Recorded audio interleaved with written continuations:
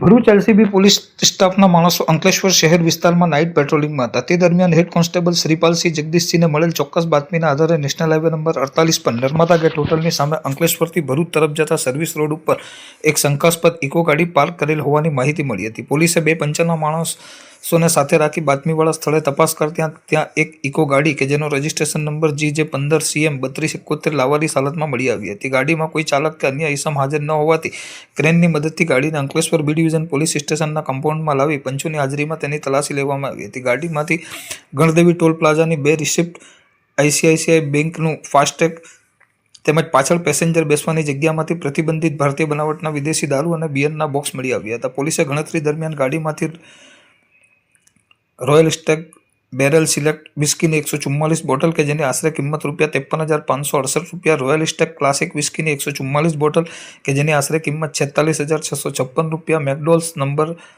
1 વિસ્કીની 240 bottle કે જેની આશરે કિંમત ₹65,052, royal special premium whisky 288 bottle કે જેની આશરે કિંમત ₹43,200, બડવાઇઝર મેગ્નમ બિયરની 144 ટીન કે જેની આશરે કિંમત ₹30,096 તેમજ કિંગફિશર અલ્ટ્રામેક્સ બિયરના 72 ટીન કે જેની આશરે કિંમત ₹14,328 મળી આવ્યા હતા. આમ કુલ 1,032 નંગ વિદેશી દારૂ બિયરની બોટલો કે જેની કુલ આશરે કિંમત ₹2,53,368 તથા ₹2,00,000ની કિંમતની ઇકો ગાડી મળી કુલ ₹4,53,368નો મુદ્દામાલ પોલીસે જપ્ત કર્યો છે. ગુજરાત રાજ્યમાં દારૂબંધી હોવા છતાં ગેરકાયદેસર પાસ પરમિટ વગર વેચાણ કરવાના ઈરાદે દારૂની હેરાફેરી કરનાર ઇકો ગાડીના અજાણ્યા ચાલક વિરુદ્ધ અંકલેશ્વર શહેર બી ડિવિઝન પોલીસ મથકે પ્રોહિબિશન એક્ટની કલમો મુજબ ગુનો નોંધી પોલીસ સબ ઇન્સ્પેક્ટર વિવેક પ્રેમજીભાઈ મલ્હોત્રાએ વધુ તપાસ હાથ ધરી છે.